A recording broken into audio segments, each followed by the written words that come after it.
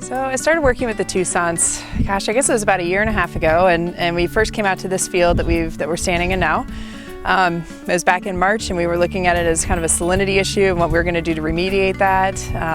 So it kind of started working with salinity, and then all of a sudden it morphed into looking at cover crops more and looking at reduced tillage. And so we've been working quite a bit with the Toussaints and actually learning alongside them and really figuring things out for other farmers in the area. What we're looking at here is Toussaint's winter rye, which is a cereal rye cover crop that they've seeded the soybeans into. This was seeded approximately Labor Day weekend with a no-till air seeder at about 30 pounds an acre.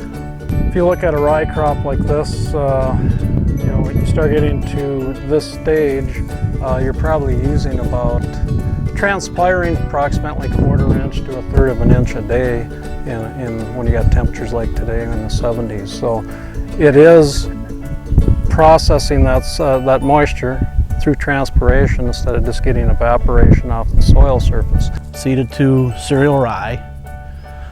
The cereal rye was left this spring, which the stage it is now, with the intention of I want to leave it as long as I can. I wanted the cereal rye for a green mat that we could drive on this spring, because this soil is extremely muddy, mushy, it has no support.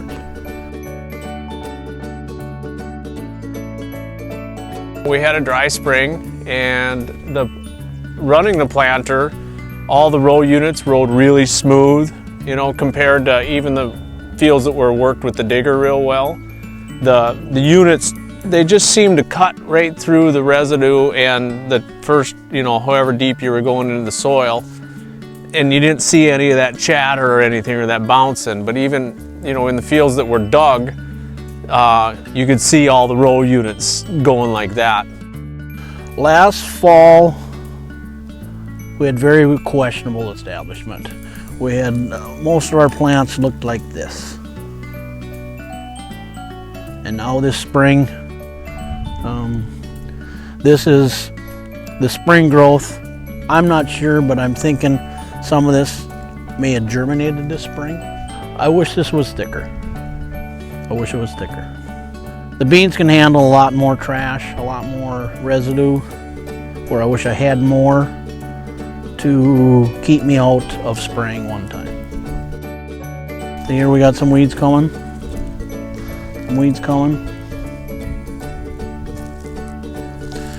And I don't know that we got any weeds in this.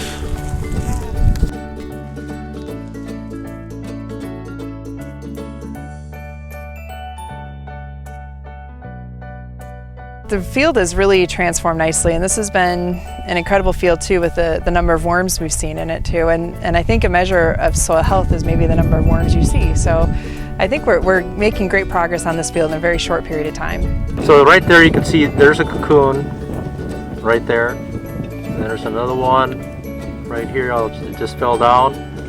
So those are 2 cocoons really in close proximity. So there's a lot of activity up here earlier. So you've got great water usage with rye. You also have excellent coverage for some of these open winters that we've had where the soil is really blowing, and having something growing there or some kind of cover on those fields is really important. So rye is just a versatile crop that way, and I think people and farmers in North Dakota are starting to see that. Well, all around us it was blowing like probably more than I've ever seen. And I heard comments around the area that their fields are the only ones not blowing this year. So that was kind of nice. And then first thing in the spring, that ours were the first to get green, tall and lush, and everyone else is hoping that they got some wheat poking up, and ours are middle of your shin. We were weather driven or weather detained, I guess, maybe deterred. You need to know that in your system also, because I think you got to be ready for a moment's notice change. There's not a recipe for this. It's always changing. You don't know until you try it yourself.